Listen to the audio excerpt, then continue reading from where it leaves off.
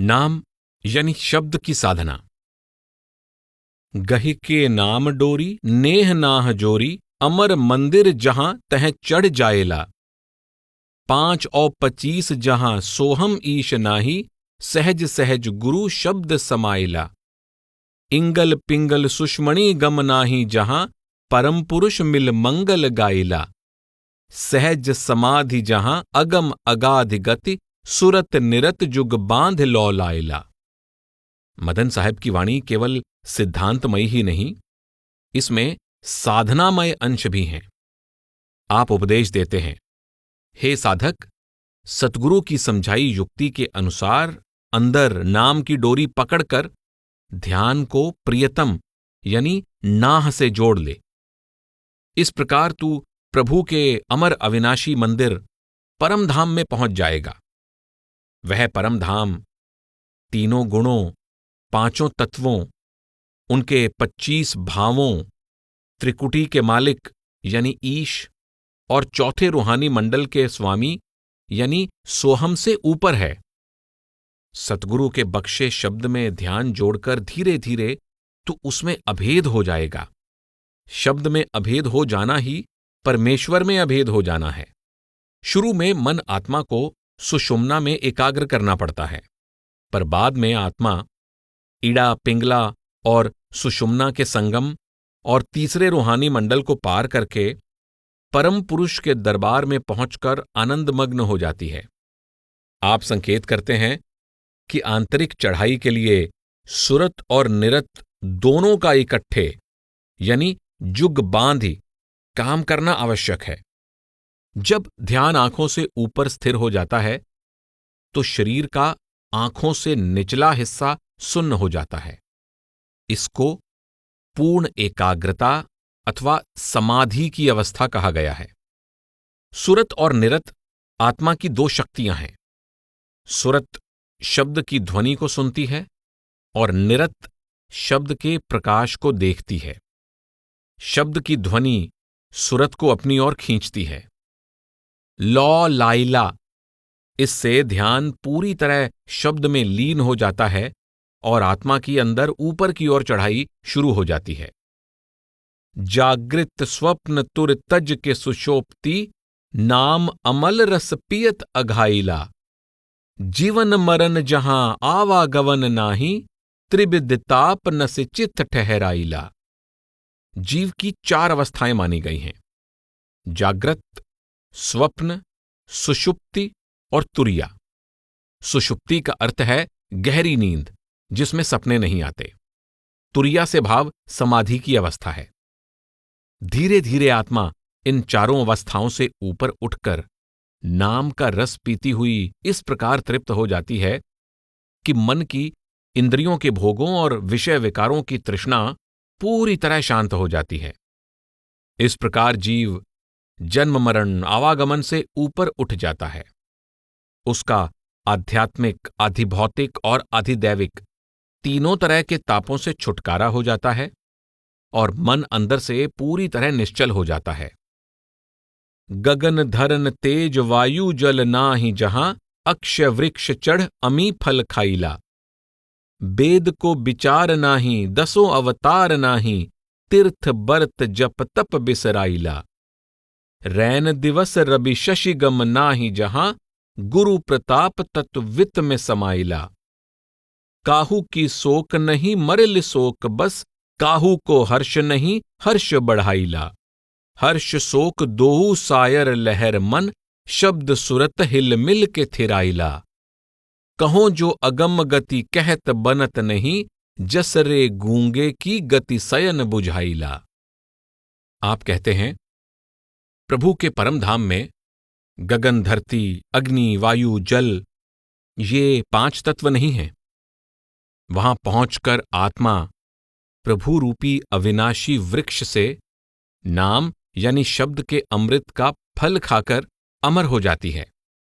वह परम धाम रात दिन सूर्य चंद्र आदि की पहुंच से परे है। सतगुरु की कृपा और शब्द के अभ्यास द्वारा आत्मा वहां पहुंचकर प्रभु यानी परम तत्व में अभेद हो जाती है। परमेश्वर का परम धाम जन्म मरण मान बढ़ाई सुख दुख की द्वैत से ऊपर है।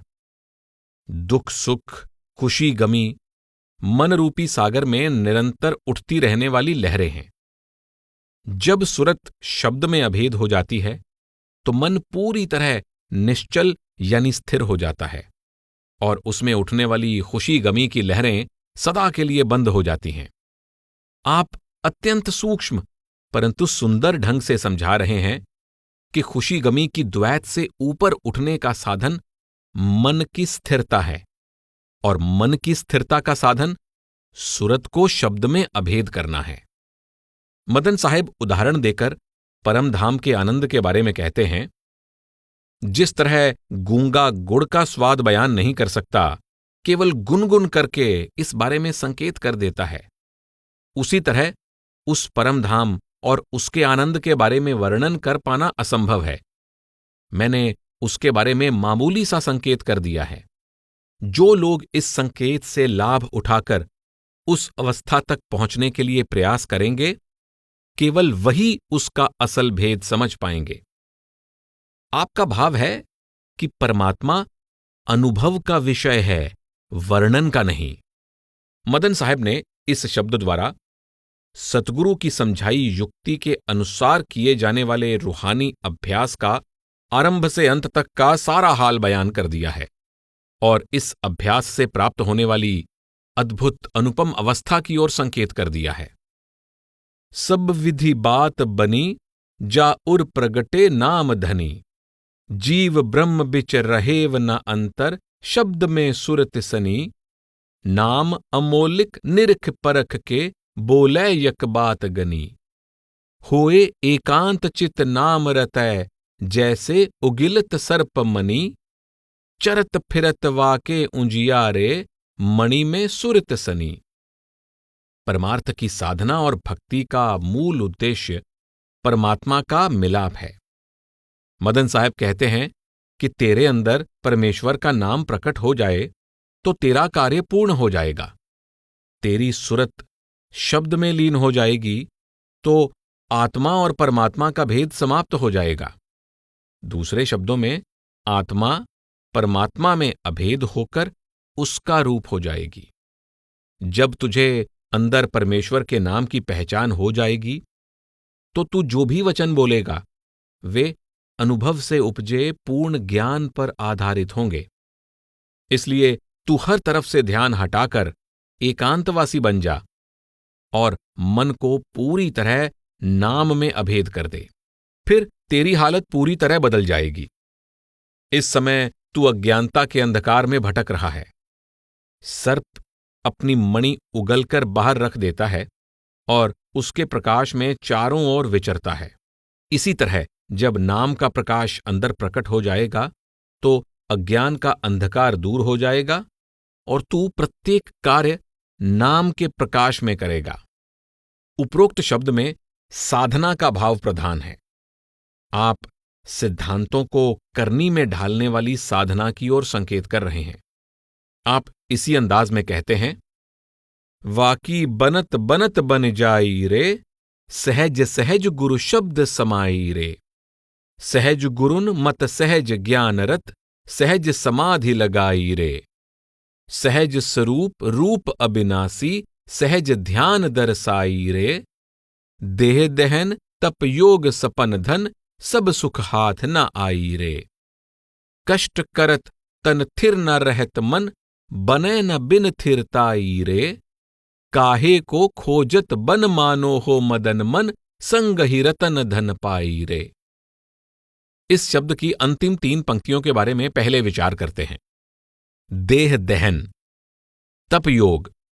मदन साहिब समझा रहे हैं कि परमात्मा की प्राप्ति का संबंध देह की साधना से नहीं, मन की साधना से है। त्याग और तपस्या द्वारा तन को दुख देना स्वप्न के सुख के समान है। ज्यों ही जागते हैं, स्वप्न का सुख पंख लगाकर उड़ जाता है। आपका भाव है कि हठ कर्मों और तन की साधना से मन वश में नहीं आ सकता और सच्चा स्थायी सुख प्राप्त नहीं हो सकता। कष्ट करत तन थिर न रहत मन। आप कहते हैं कि शरीर को कष्ट देने से मन स्थिर नहीं होता। बने न बिन थिरताई रे। रूहानी साधना का मूल उद्देश्य मन को स्थिर करना है। स्वामी शिवदयाल सिंह जी का कथन है, मन चंचल थिर न रहावे, चित्त निर्मल कस होए आवे। जब तक मन निश्चल नहीं होता, चित्त निर्मल नहीं हो सकता।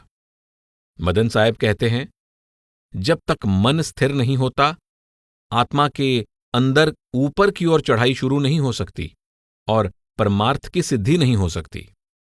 कबीर साहब का कथन है, तन थिर मन थिर बचन थिर, सुरत निरत थिर होए।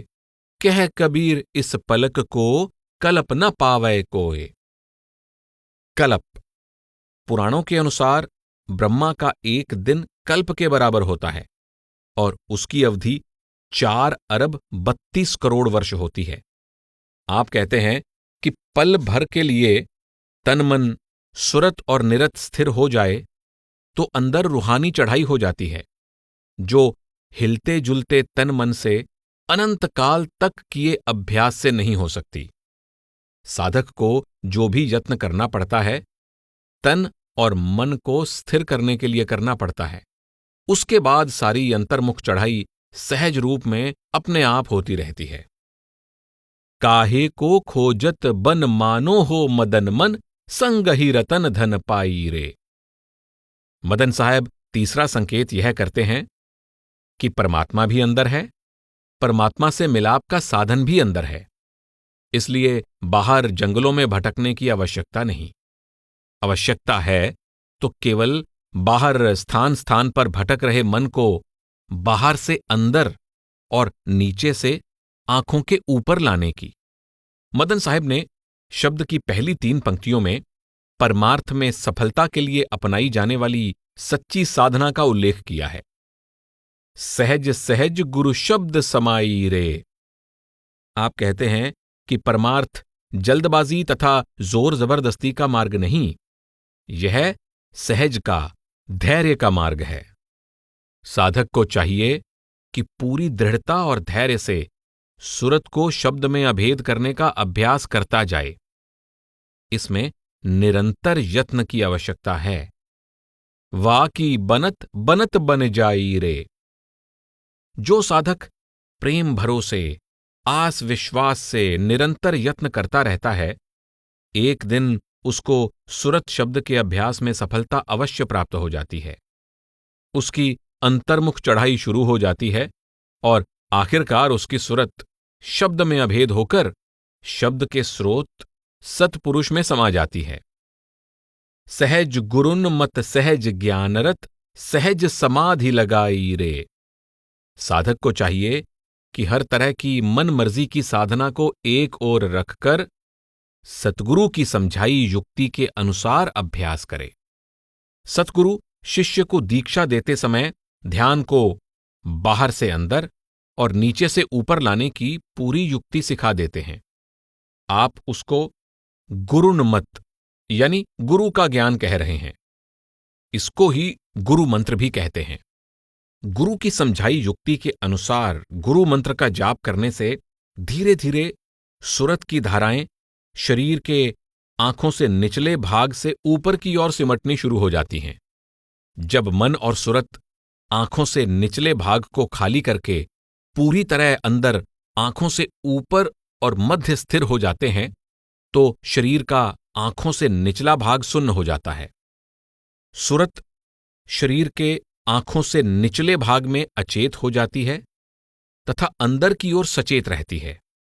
इसे संतों की भाषा में पूर्ण एकाग्रता या समाधि की अवस्था कहा जाता है। सहज समाधि लगाई रे।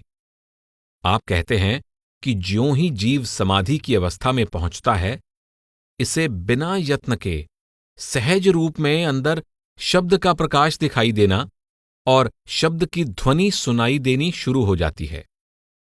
शब्द की ध्वनि में मग्न हुई सुरत शब्द का प्रकाश देखती हुई ऊपर की ओर चढ़ाई करती हुई एक के बाद दूसरे रूहानी मंडल को पार करती जाती है। सहज स्वरूप रूप अविनाशी, सहज ध्यान दर्शाई रे। इस अवस्था में आत्मा की दिव्य दृष्टि जागृत हो जाती है और वह ऊपरी सफर तय करके आखिरकार परमेश्वर के परम धाम में पहुंच जाती है, जहां इसको अमर अविनाशी परमेश्वर के साक्षात दर्शन होने शुरू हो जाते हैं। मदन साहब ने इस शब्द द्वारा जीव को न करने वाली साधना के बारे में भी सचेत कर दिया है और करने वाली साधना के बारे में भी खोल कर समझा दिया है, ताकि जीव हर तरह के संशय भ्रम त्याग कर तन मन से परम धाम पहुंचाने वाली सच्ची साधना में जुट जाए। बज रही तुमड़िया भाई रे, सुघर मदारी स्वर मधुर उठाई रे। 5 तत्व गुण 3 तुमड़िया, रच रच खूब बनाई रे। चर इक जुगल नासिका गढ़ भर, माया के मोम लगाई रे। 3 लोक ब्रह्मांड खंड में, राग 36 छाई रे। जगती लोग ज्ञान बिनु बहिरा, संतन परत सुनाई रे। तुमड़िया का अर्थ है तुम्बी अथवा एक तारा। मदन साहब समझा रहे हैं कि प्रभु रूपी सयाना रागी यानी मदारी शब्द का एक तारा बजा रहा है। 3 गुणों और 5 तत्वों की सारी रचना उस शब्द की ही पैदा की हुई है। तीनों लोकों और सारे खंडों और ब्रह्मांडों में शब्द की अनेक राग रागिनियां बज रही हैं, परंतु कानों में माया के डाट लगे होने के कारण मायामयी वृत्ति वाले बहरे हो चुके लोगों को शब्द के अनेक प्रकार के राग सुनाई नहीं देते। केवल पूर्ण संत ही साधकों का ध्यान अंदर पलटकर उन्हें शब्द के राग सुनने की युक्ति सिखा सकते हैं। नाद बिंद मिल समा बंधे वह, सुन सुन हिय हुलसाई रे। मदन सुनत धुन सोई जन रुन झुन, नाद बिंद गति पाई रे। आप कहते हैं कि जो भाग्यशाली जीव शब्द की साधना द्वारा शब्द के स्रोत में पहुंच जाता है, उसे अंदर सदा शब्द की रुनझुन, शब्द की मीठी प्यारी ध्वनि सुनाई देती रहती है। उसे सृष्टि और सृष्टि की रचना करने वाली शक्ति के बारे में पूर्ण ज्ञान प्राप्त हो जाता है। नाम की होली। मदन साहब ने नाम की साधना को होली तथा आरती भी कहा है। आप फरमाते हैं कि एक तो मन इंद्रियों द्वारा खेली जाने वाली विषय विकारों की होली है। संसार के सब लोग दिन रात यह होली खेल रहे हैं। काम, क्रोध, लोभ, मोह, अहंकार की इस होली के विपरीत पूर्ण संत और उनके सेवक दूसरी तरह की होली खेलते हैं। क्षमाशील संतोष दया दिल, निज फागु समाज संग संतन रे। आदि पुरुष संग रंग मचो है, ताको भाग धन धन्य मदन रे। संतों के दास 5 विकारों का त्याग करके संयम, क्षमा, संतोष, विवेक, नम्रता तथा दया की होली खेलते हैं। वे संतों के उपदेश के अनुसार परमात्मा की भक्ति द्वारा परमेश्वर से मिलाप करके उसके प्रेम और आनंद की होली खेलते हैं। मदन साहब होली से संबंधित एक अन्य शब्द में कहते हैं, सार शब्द घर लाग लगन रे, दूर भय सब वाके जरा मरण रे। जो लोग गुरु के उपदेश अनुसार सार शब्द की कमाई की होली खेलते हैं, वे जन्म मरण और बुढ़ापे की पीड़ा से मुक्त हो जाते हैं। निस्वासर कै सोच बिसर गए, जाह मिले गुरशोक हरन रे।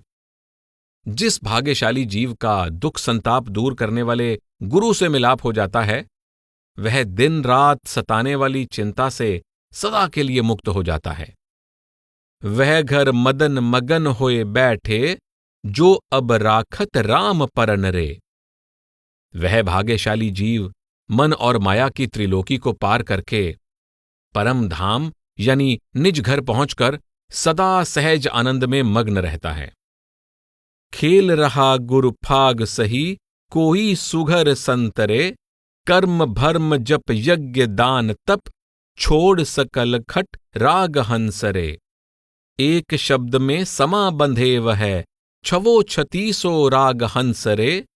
ज्ञान मृदंग प्रेम धुन सुन मन, मस्त हुआ अनुराग हंसरे। होली फाल्गुन के महीने में खेली जाती है, इसलिए होली के लिए फागु शब्द का भी प्रयोग किया जाता है। आप कहते हैं कि एक मन इंद्रियों की नकली होली है, दूसरी शब्द यानी नाम की साधना की असली होली है।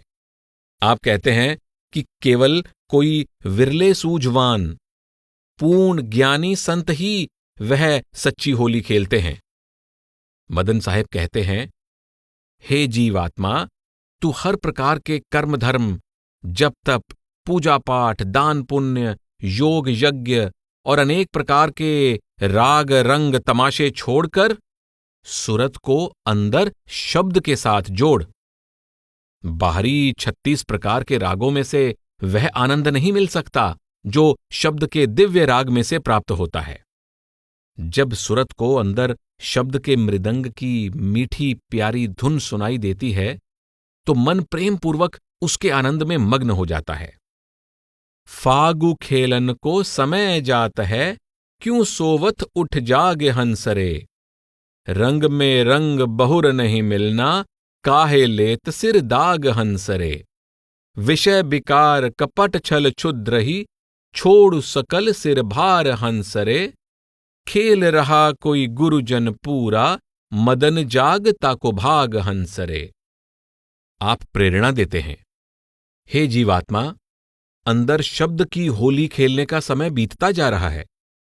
तू अज्ञानता की निद्रा से जागकर उस अद्भुत होली का आनंद ले। तू सुरत को शब्द के अलौकिक रंग में रंग ले। शब्द की होली खेलने के लिए मनुष्य जन्म का सुनहरी अवसर फिर नहीं मिलेगा। तू शब्द की ओर से अचेत होकर माथे पर कालिख का टीका न लगा। अपने लिए बदनाम और बर्बाद होने का सामान इकट्ठा ना कर। तू सिर से विषय विकारों, छल कपट, चालबाजी की पोटली नीचे फेंक दे। मदन साहब कहते हैं कि किसी विरले पूर्ण संत को मनुष्य जन्म में शब्द की होली खेलने का सौभाग्य प्राप्त होता है। होली का अगला शब्द है चेत खेल नर फागु, जन्म बीता जात हंसरे। मानुष जन्म अनूप रूप है, बहुर न ऐसो घात हंसरे। अब की जाकी खेल बनी नहीं, 84 भरमात हंसरे। आप प्रेरणा देते हैं, हे जीवात्मा, सावधान हो जा, तेरा जन्म व्यर्थ बीतता जा रहा है। तू जल्दी से जल्दी अंदर शब्द की होली खेल ले। अगर तू इस जन्म के सुनहरी अवसर से लाभ उठाकर शब्द की होली नहीं खेलेगी तो फिर 84 के चक्कर में पड़ जाएगी। ज्ञान को रंग प्रेम पिचकारी, क्षमा छीट छिटकार हंसरे। आदि अंत घर फागु मचो है, निरख नाम हर खात हंसरे। रंग अनेक समान एक घर, सोधि मेट दिन रात हंसरे।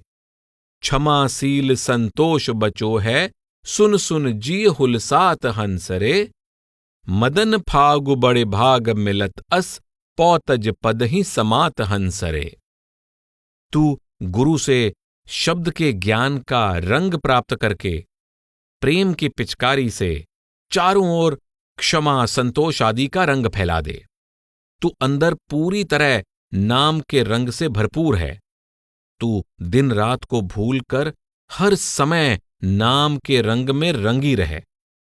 इस तरह तेरे अंदर संयम, संतोष, क्षमा, विवेक तथा नम्रता के गुण भर जाएंगे और तू अंदर शब्द की ध्वनि सुनती हुई सदा आनंदमग्न रहेगी। हे जीवात्मा, अंदर शब्द की होली खेलने का मनुष्य जन्म का अवसर सौभाग्य से मिलता है। इस अवसर से लाभ उठा और माया यानी पौ का बंधन तोड़कर परम पद की प्राप्ति कर ले।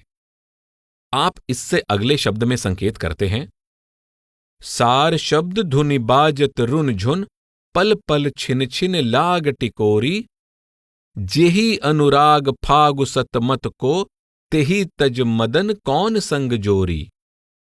आप कहते हैं कि अंदर पल पल शब्द की मीठी प्यारी ध्वनि की रुनझुन हो रही है। तू हर श्वास के साथ सुरत को उस ध्वनि से जोड़कर रख। उस ध्वनि का प्रेम ही परमात्मा की प्राप्ति का सच्चा मार्ग है।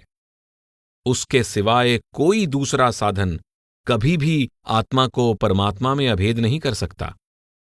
इसलिए शब्द को छोड़कर किसी दूसरे साधन में प्रवृत्त होने का कोई लाभ नहीं। मदन साहब नाम की होली के बारे में कहते हैं, जाहि मिलें गुरु पूरा, सोई खेलै नाम रंग होरी। तन मन धन गुरु चरणन दीन हो, गुरु को ज्ञान गहोरी। जैसे शूर समर के भीतर होए निःशंक लड़ोरी, सोई खेलै नाम रंग होरी। आप कहते हैं कि जिस भाग्यशाली जीव को पूरे गुरु की शरण मिल जाती है, केवल वही नाम की होली खेल पाता है। ऐसा गुरु भक्त तन मन धन गुरु को अर्पण करके उससे नाम की कमाई का ज्ञान प्राप्त कर लेता है।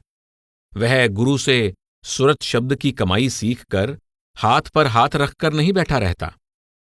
जिस तरह योद्धा निडर होकर उत्साहित होकर रण में जूझता है, उसी तरह गुरु का शिष्य अत्यंत उत्साह से शब्द की कमाई करता है। मदन साहब होली के अगले शब्द में कहते हैं, नाम बिन कुशल कबहू नाही, चेत मूढ़ मन माही। योग ध्यान जप तीरथ बरत तप, काल कर्म सब आही।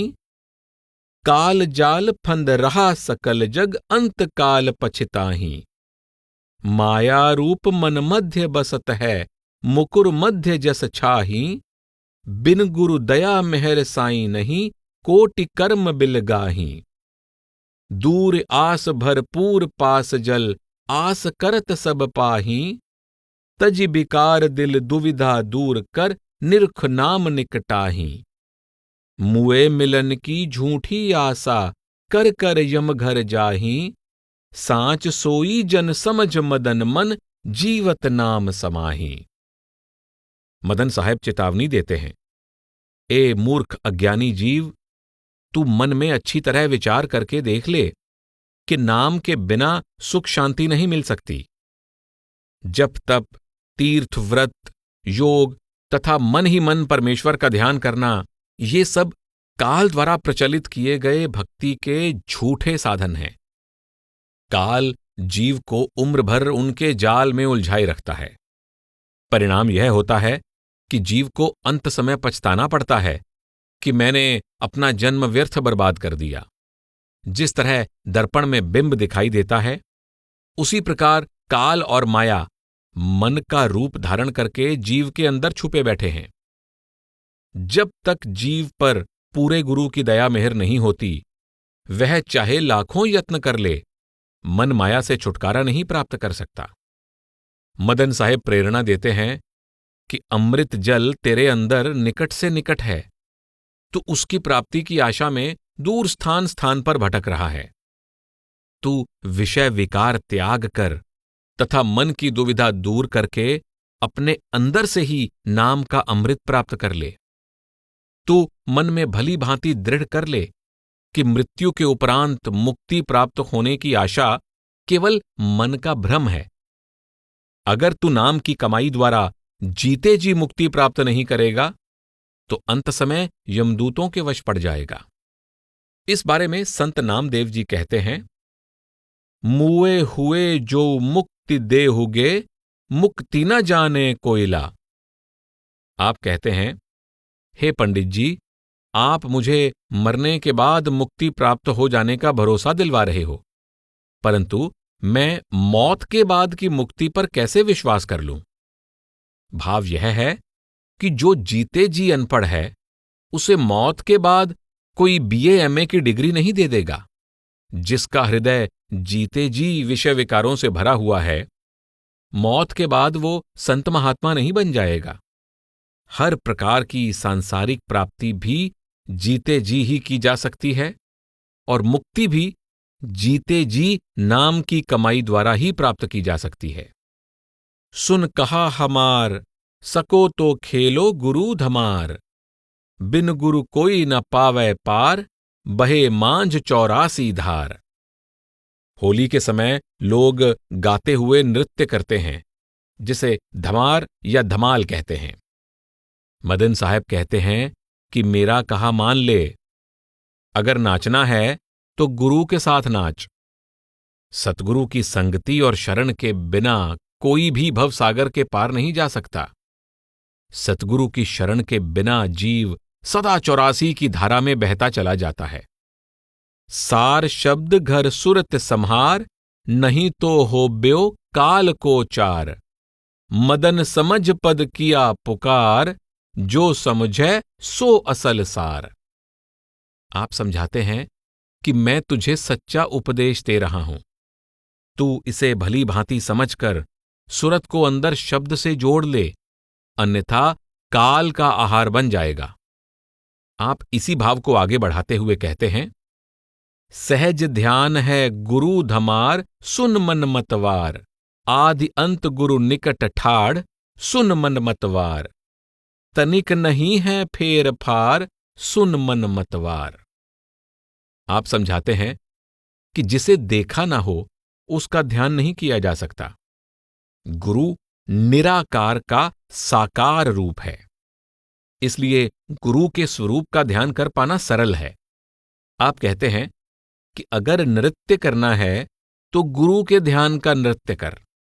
गुरु आदि से अंत तक कभी शिष्य का साथ नहीं छोड़ता। सांसारिक साथियों के साथ थोड़ी देर के लिए नृत्य किया जा सकता है, परंतु सतगुरु के ध्यान द्वारा उसे अंदर प्रकट करके सदा उसके साथ नृत्य किया जा सकता है। नाम की आरती। मदन साहब ने आरती शीर्षक के अंतर्गत भी कुछ शब्दों का उच्चारण किया है। मंदिरों में थाल में दिए आदि रखकर वाद्य यंत्र बजाते हुए मूर्तियों की आरती उतारी जाती है।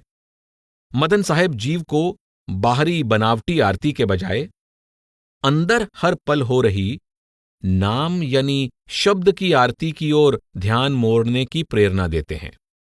नाम आरती सबसे मोटी, और करो के तनहु सब खोटी। झांझ मजीरा ढोल बजावें, बारी आरती थार घुमावें। नाच गाए पाषाण रिझावें, अति अधीन होय शीस नवावें। लेडू चूरण नैवेद चढ़ावें, उलट पलट के आपे खावें। आरती का वास्तविक उद्देश्य क्या है? जिस इष्ट की आरती उतारते हैं उसकी प्रसन्नता प्राप्त करना। मदन साहिब समझाते हैं कि सुरत को अंदर नाम यानी शब्द की ध्वनि से जोड़ना ही सबसे बड़ी, सबसे ऊंची और एकमात्र सच्ची आरती है। अन्य सब आरतियां झूठी हैं।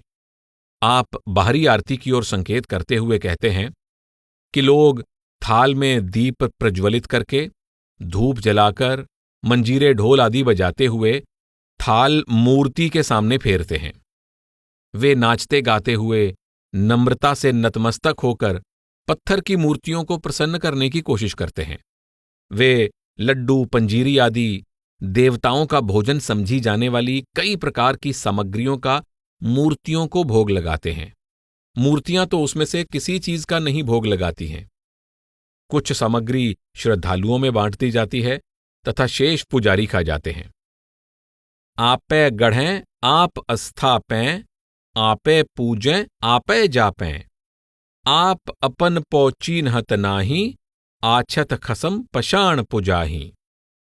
आप कहते हैं कि कितनी आश्चर्यजनक बात है कि लोग स्वयं ही मूर्तियां बनाते हैं, स्वयं ही उन्हें मंदिरों में स्थापित कर देते हैं और फिर स्वयं ही उसकी पूजा भक्ति करना शुरू कर देते हैं, उनके नाम का जाप करना शुरू कर देते हैं। वे अपने विशुद्ध आत्मिक स्वरूप की पहचान नहीं करते और अंदर बैठे प्रत्यक्ष प्रभु परमेश्वर के बजाय बाहरी निर्जीव मूर्तियों की पूजा में लगे रहते हैं। बिन गुरु ज्ञान भय सब अंधा, कर्म भर्म से सब जग बंधा। कठिन सोच मन ही मन व्यापै, निर्जीव के डर सर जीव कांपै। मदन भय सब भर्म अधीना, नाम आरती कोई कोई चीन्हा। आप कहते हैं कि गुरु विहीन मनमुख अंधे अज्ञानी हैं। वे भ्रमों का शिकार होकर अंदर सुरत को शब्द के साथ जोड़ने की सच्ची भक्ति छोड़कर अनेक प्रकार के बाहरमुखी भ्रमों के साथ बंधे रहते हैं। पता नहीं लोगों के मन में किस प्रकार की सोच काम कर रही है कि प्राणधारी जीव निर्जीव मूर्तियों के डर से थरथर कांपता हुआ उनकी पूजा भक्ति में लगा रहता है। सारा संसार अज्ञानता का शिकार होकर बाहरमुखी आरती, बाहरमुखी भक्ति में लगा रहता है। कोई विरला भाग्यशाली जीव ही सुरत शब्द के अभ्यास की सच्ची भक्ति की ओर ध्यान देता है। आप निर्जीव के डर सरजीव कांपै में यह विशेष संकेत कर रहे हैं कि जीते जागते जीव निर्जीव मूर्तियों की जो पूजा करते हैं उसके पीछे वास्तव में यह डर समाया होता है कि देवी देवता रुष्ट न हो जाएं, हम उनके कोप से बचे रहें। सच्ची भक्ति का आधार प्रेम होता है, डर नहीं। जीवात्मा को प्रेम भाव से प्रियतम परमेश्वर की पूजा भक्ति करनी चाहिए, क्योंकि प्रियतम का प्रेम ही प्रसन्नता प्राप्त करने का असल साधन होता है। ज्यों ज्यों आत्मा अंदर शब्द का अभ्यास करती है, इसके अंदर प्रियतम परमेश्वर का प्रेम बढ़ता जाता है और वह प्रेम अंत में इसको प्रियतम परमेश्वर के चरणों में खींच कर ले जाता है। मदन साहब के उपरोक्त शब्द का भाव कबीर साहब के इस शब्द में झलक रहा है। पाती तोरै मालिनी पाती पाती जियो, जिस पाहुन को पाती तोरै सो पाहन निर्जियो। पूली मालिनी है यो सतगुर जागता है देयो, ब्रह्म पाती बिसन डारी फूल शंकर देयो। तीन देव प्रतख तोरह करै किसकी सेयो, पाखान गढ़ कै मूरत कीनी दे कै छाती पाओ। जे ए मूरत साची है तौ गढ़ नहारे खाओ। पात पहत अरलापसी कर करा का सार, भोगन हारे भोगया इस मूरत के मुख छार। मालिन पूली जग पुलाना हम पुलाने नाहे, कहो कबीर हम राम राखे कृपा कर हर राय। आप कहते हैं मालिन मूर्तियों पर चढ़ाने के लिए फूल तोड़ती है। वह यह समझने की कोशिश नहीं करती कि जीते जागते फूलों को निर्जीव मूर्तियों पर चढ़ाना पुण्य नहीं पाप है। वृहत स्तोत्र रत्नाकर में कहा गया है कि पत्तों में ब्रह्मा, शाखाओं में विष्णु और फूलों में शिव का निवास है। इस दृष्टि से फूलों को तोड़ने वाली मालिन तीन जीवित देवताओं को मारकर निर्जीव मूर्तियों को प्रसन्न कर पाने की आशा कैसे रख सकती है। आप कहते हैं कि मूर्तिकार पत्थर की छाती पर पैर रखकर मूर्ति तराशता है। अगर उस मूर्ति में जान होती तो वह पहले उस तराशने वाले को ही खा जाती। लोग चावल, दाल, लापसी, खस्ता, भुरभुरी, पंजीरी मूर्ति के आगे चढ़ाते हैं। ये सब कुछ पुजारियों का आहार बन जाता है, मूर्ति के मुख में तो कुछ नहीं पड़ता। आप कहते हैं अकेली मालिन ही नहीं, सारा संसार ही भ्रमों में भूला फिरता है। केवल प्रभु की कृपा से ही जीव वहमों भ्रमों से मुक्त होकर प्रभु की सच्ची भक्ति की ओर आ सकता है। उस प्रभु की दया की क्या निशानी है? पूली मालनी है एयो, सतगुर जागता है देयो। जीव पत्थर पूजा की ओर से ध्यान मोड़कर अपने वक्त के प्रत्यक्ष सतगुरु की शरण में पहुंच जाता है। वह सतगुरु की पूजा भक्ति करता है। वह सतगुरु के आज्ञा अनुसार सुरत को शब्द से जोड़ने का अभ्यास करता है।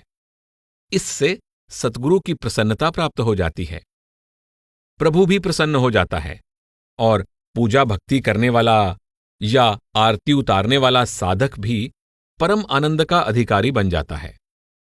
मदन साहब ने उपरोक्त भाव इस तरह प्रकट किया है। निर्मल आरती नाम प्रकाशा, गुरु कबीर तह करत निवासा। सुकृत तेल सत्य की बाती, दीप दया बारो दिन राती। ब्रह्म अगिनलय दीपक बारो, आदि अंत घर हो उंजियारो। सार शब्द को बाजय तूरा, नाम जहूरा सदा हजूरा। ऐसी आरती संतन कीन्हा, मदन सोई निज मार्ग चीन्हा। जब शिष्य गुरु की समझाई युक्ति के अनुसार नाम का अभ्यास करता है तो अंतर नाम के प्रकाश से भर जाता है और गुरु का नूरानी स्वरूप अंदर प्रकट हो जाता है। वह स्वरूप कभी शिष्य का साथ नहीं छोड़ता। बाहरी आरती तो बच्चों का खेल है, जबकि आंतरिक आरती के लिए मन के दीपक में सुकृत का तेल डालना पड़ता है और सत्य की बत्ती डालनी पड़ती है। सुकृत में नेक कमाई और नाम की कमाई का मिला जुला भाव है। सत्य की बाती का अर्थ है परमेश्वर और उसके नाम का प्रेम। आरती में तो कुछ समय के लिए दीपक प्रज्वलित किया जाता है। मदन साहब कहते हैं कि परमात्मा और उसके नाम के प्रेम का दीपक निरंतर मन में प्रज्वलित रहना चाहिए। दीपक को कभी पल भर के लिए भी नहीं बुझने देना चाहिए।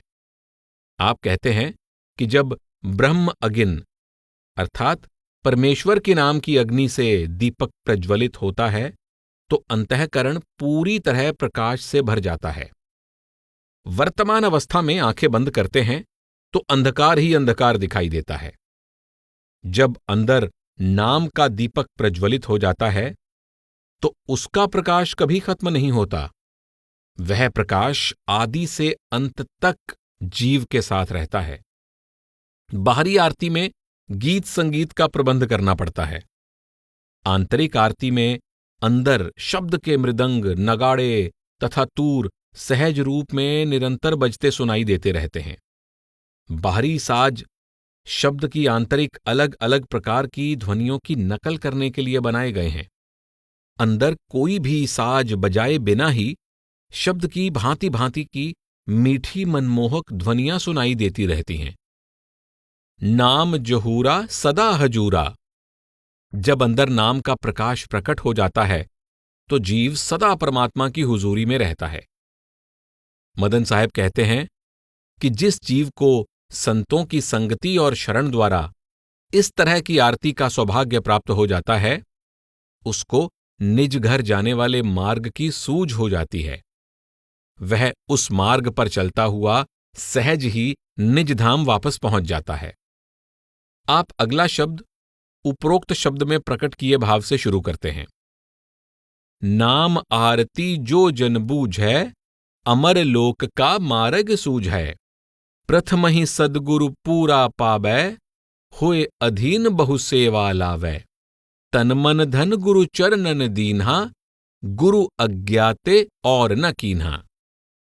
आप कहते हैं जिसको नाम रूपी सच्ची आरती का भेद प्राप्त हो जाता है उसको प्रभु के अमरधाम को जाने वाले मार्ग के बारे में सूझ हो जाती है। आपका भाव है कि नाम की कमाई अमरलोक तक पहुंचाने वाली सीढ़ी है। इस सीढ़ी का पहला डंडा पूर्ण गुरु की शरण है। शिष्य को चाहिए कि अहम भाव को छोड़कर नम्रतापूर्वक सतगुरु की हर प्रकार की सेवा करे। उसे चाहिए कि तन मन धन गुरु को अर्पण करके सदा गुरु की आज्ञा का पालन करे और कभी स्वप्न में भी गुरु की खींची हुई लकीर से बाहर ना जाए। अर्थात गुरु जिन कामों को न करने का हुक्म देता है भूले भटके भी वह उन कामों को ना करे और जिस करने की गुरु हिदायत करता है तन मन से उसका पालन करे। गुरु दयाल टुक नजर निहारा, पलक माही भौ पार उतारा। नाम भेद से महरम कीन्हा, होए निशंक वस्तु तब चीन्हा। चीन ही वस्तु उर आनंद भयऊ, सहजे सहज अमरपुर गयऊ। नाम आरती जो जन पाया, मदन आप में आप समाया। आप कहते हैं जब गुरु प्रसन्न होकर पल भर के लिए भी दया दृष्टि डाल देता है तो जीव का तुरंत भवसागर से पार उतारा हो जाता है। गुरु का खुश होना परमात्मा का खुश होना है और परमात्मा की प्रसन्नता उसके मिलाप का कारण बन जाती है।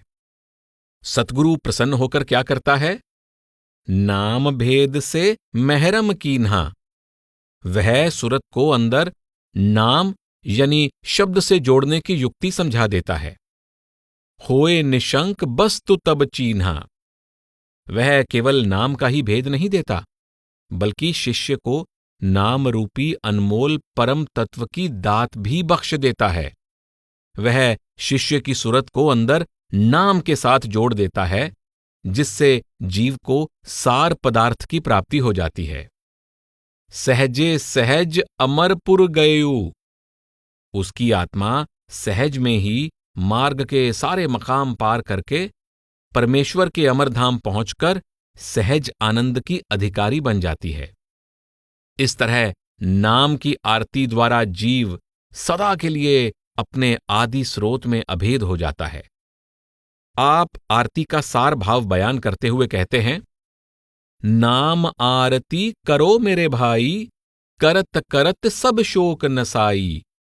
गुरु प्रताप से आरती बारी, बारत तनिक हिये में हारी। नाम ज्योति जब होए जगमगा, टूटा जरा मरण को तागा। चरणामृत शब्द को पिया, जो जन पिया सो युग युग जिया।